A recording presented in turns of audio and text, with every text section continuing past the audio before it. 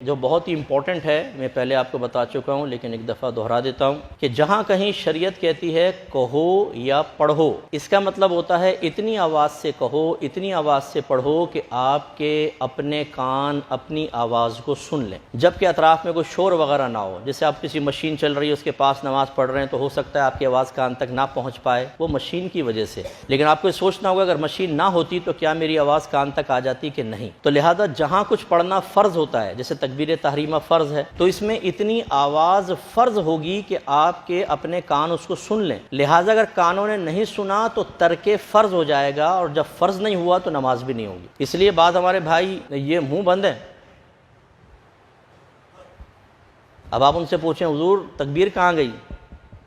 دل میں، یہ دل میں ہی رہے گی نماز، پھر وہ اوپر نہیں جائے گی۔ تو اتنی آواز سے تکبیر اللہ اکبر، اتنا کہ آپ کے اپنے کان سنیں، ٹھیک ہے۔ اسی طریقے سے التحیات پڑھنا واجب ہے، اس میں اتنی آواز واجب ہوگی کہ آپ کے کان سنیں، اگر نہیں سنیں گے آپ کا واجب ترک ہو جائے گا، نماز ہو جائے گی آپ کی لیکن یہ واجب العیادہ ہوگی، ایک تو آپ گناہ گار بھی ہوں گے اور آئندہ زندگی میں اس کو دوبارہ پڑھنا لازم ہوگا۔ تو لہٰذا تکبیر میں آواز فرض، ٹھیک ہے۔ پھر ہم ثنا پڑھتے ہیں، یہ سنت ہے، اعوذ باللہ آپ نے نہیں پڑھنا، بسم اللہ نہیں، وہ قرات امام صاحب کریں گے۔ پھر امام کے پیچھے کسی قسم کی قراءت نہیں ہوتی، یاد رکھیں، ٹھیک ہے۔ چاہے آپ 4 رکعت نماز پڑھ رہے ہوں، 2 میں امام جہر کرتے ہیں، 2 میں سری آہستہ پڑھ رہے ہوتے ہیں، اس میں آپ کو کچھ نہیں پڑھنا۔ امام کے پیچھے قراءت نہیں کرے گا مقتدی، اس کے لیے حرام ہے قراءت کرنا، آپ کو خاموش رہنا واجب ہوگا 4 رکعت میں، بس امام کی قراءت آپ کے لیے قراءت۔ یہ کوئی قاعدہ نہیں ہے کہ امام کی قراءت ہمیں سنائی نہیں دے رہی اس لیے ہم پڑھ سکتے ہیں تیسرے چوتھی میں، نو۔ اس کے بعد آمین کہنا، یہ بھی سنت ہے۔ پھر تکبیرات انتقال جو ہوتے ہیں، اللہ اکبر، سمع اللہ لمن حمدہ، ربنا ولک الحمد،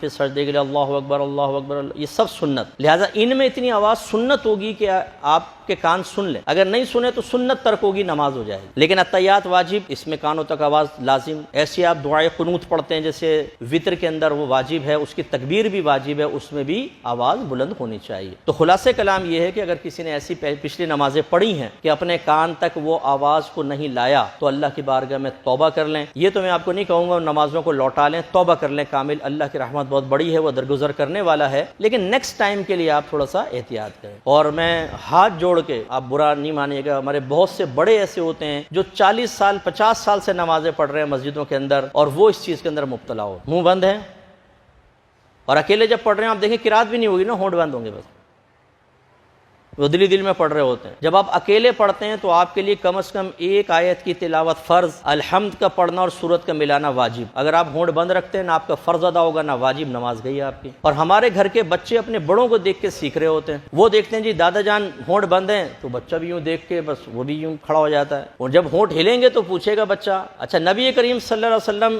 صحابہ سے پوچھا کہ نبی کریم صلی اللہ علیہ وسلم ظہر عصر میں قرات کرتے تھے، یعنی ہونٹوں سے کہا کرتے تھے، کہا آپ کو کیسے پتہ چلتا تھا؟ فرمایا آپ کی داڑھی ہلتے ہوئے دیکھتے تھے، اتنی یعنی سرکار قرات کرتے داڑھی ہلتی تھی، جیسے ہم بولیں تو داڑھی ہلے گی نا۔ اس سے بھی پتہ چلا کہ صحابہ نماز پڑھ رہے ہیں، اللہ کی توجہ کدھر ہے،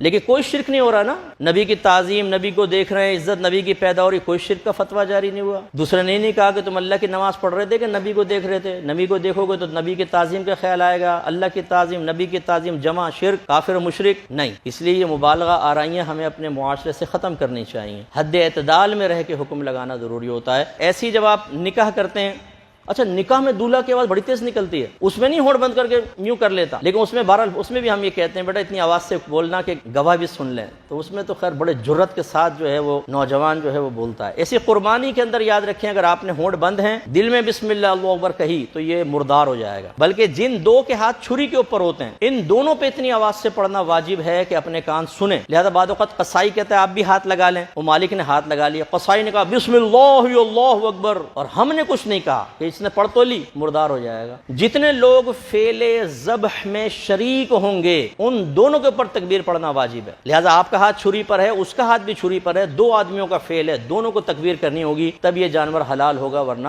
حرام ہو جائے گا۔ تو یہ بعض اوقات پانوں کے گٹکے یہاں پہ بھرے ہوتے ہیں، یہاں پہ قصائی نا بولے نہیں،